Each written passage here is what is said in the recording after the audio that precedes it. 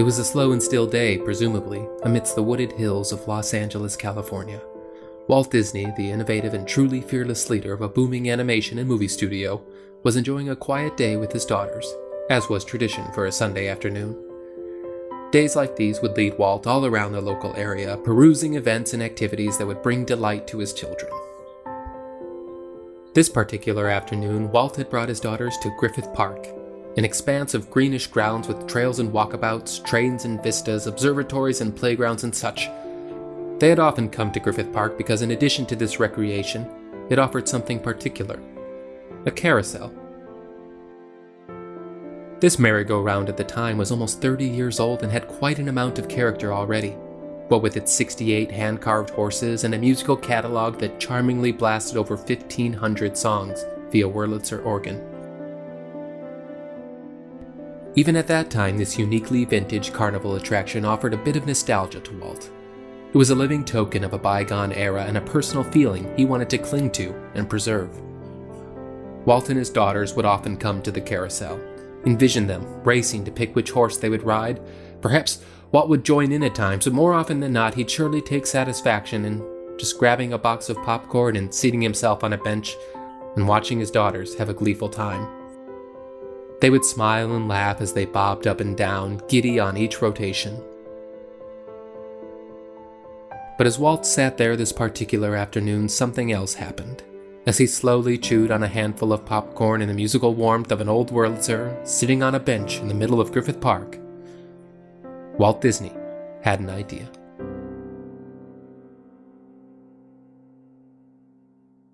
Well, if I had it to do over again, I think, no, I don't think I would. I don't know. I hope I don't have to do it over again.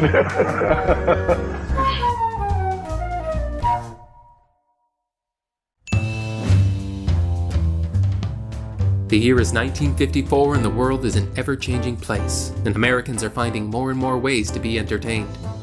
Audiences flock to see Kirk Douglas battle a kraken in Walt Disney's newest offering of big-budget live-action fare, 20,000 Leagues Under the Sea. While folks at home are enjoying the brand-new mealtime staple Swanson's TV Dinner, as The Tonight Show with Steve Allen makes its television premiere. And all the while, Walt Disney is pursuing his long-running visions from the park bench. It's true that the idea of a Disney-branded theme park was always something that had been percolating in the back of Walt's mind. Walt himself had found massive success in the movie business, albeit after a great deal of trial and error.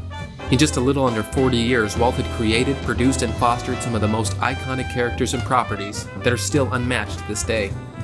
Via the film strip, Walt could catapult his audience into a world of make-believe, whether it be by a comical mouse steamboat captain, a cottage in the forest filled with singing dwarves, or a woodcarver's toy shop where wishes made in the light of a star absolutely do come true. This theme park was Walt's wish. He wanted to bring that magic he had created on screen into a tangible and physical space. So Walt Disney, as he sat on that park bench, pondered and wished, and his great idea came to be. The vision was simple. As he himself put it, there should be some kind of amusement enterprise where the children and the parents could have fun together. Disneyland, upon its inception, had to be different from the offerings that were currently present within the country. Amusement parks at that time were not well-respected ventures by any stretch of the imagination. In fact, most were dirty and unkempt environments resembling carnival fare, and many had a reputation of being a hot spot for shoddy craftsmanship and shady activity. They were seedy places where theft and other crimes were at times commonplace. Historically, amusement parks like this would not have a long shelf life, and if this new enterprise would have Disney's name attached to it, it was going to have to be different. Come in and pick a fight, boys. Oh boy, a scrap! Come on, let's go in and poke somebody in the nose. Disneyland took its inspiration less from these carnival standards and more towards classier events and showcases. Things like the World's Fair, and specifically a place called Tivoli Gardens. Walt first encountered Tivoli on a vacation he took to Copenhagen in 1951. It was a pleasure garden opened in the early 1840s, the first of its kind.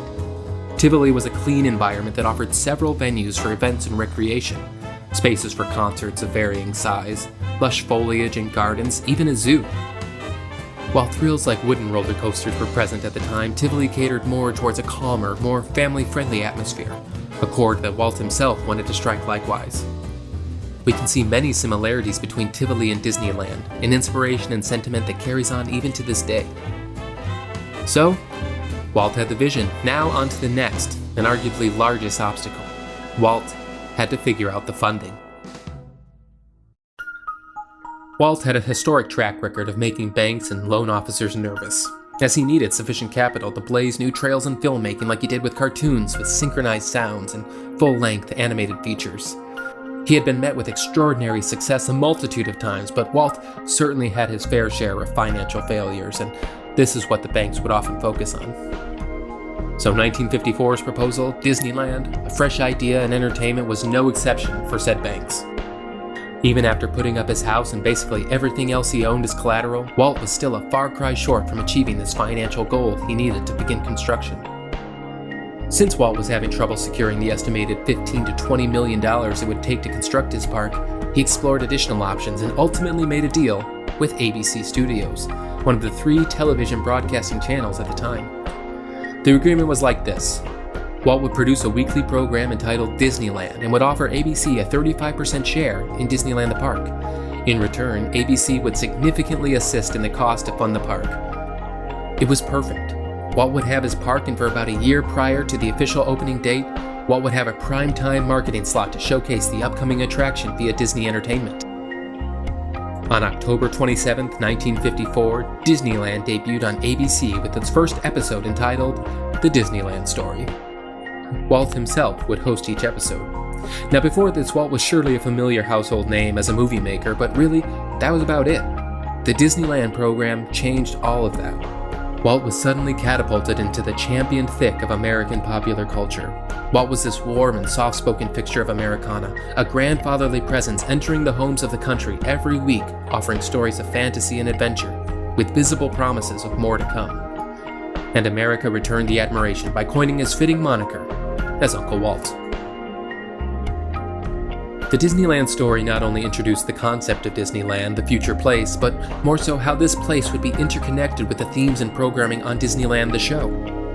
Not only did it introduce the specific features that would be presented weekly, but also how each program demonstrated an interesting preview of the unique themes that would be on display in the true-life lands that would soon be arriving in Disneyland. There were productions centered around Frontierland, with shows like Davy Crockett.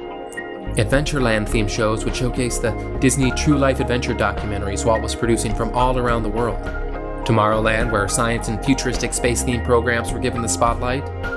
And Fantasyland, where Walt would have a venue to broadcast his animated shorts and classics to a wide television audience. In fact, Alice in Wonderland would have its TV premiere on the Disneyland program just the following week. The show that night and consistently afterward would be the highest-rated program in its time slot. With the financial insurance from the ABC deal, construction was underway on the purchased lot of Orange Groves, a large lot of 160 acres in the sleepy Californian city of Anaheim. The Disneyland concept becomes reality as construction officially begins and maintains a rapid timeline that would continue to the very minute of its opening day inauguration, 366 days later. Disneyland the place would be ready for the world on July 17th. 1955. To all who come to this happy place, welcome.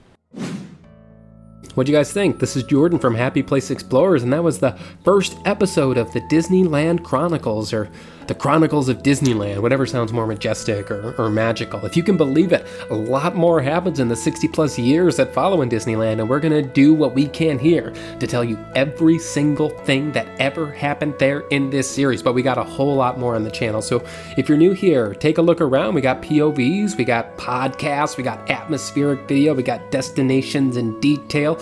Galaxy's Edge just opened. We are still freaking out about that, so make sure you're sub to the channel, hit that bell if you want to be alerted every time we post. But you know what helps too? We're on social media, so find us there. We're on Facebook, we're on Instagram, the works, putting up photos and content, special content every day. It's awesome. Anyway, how are you? How are you doing? Things good? Good. And I think that's gonna do it. I'm Jordan from Happy Place Explorers, and we'll see you next time in the Happy Place. Bye.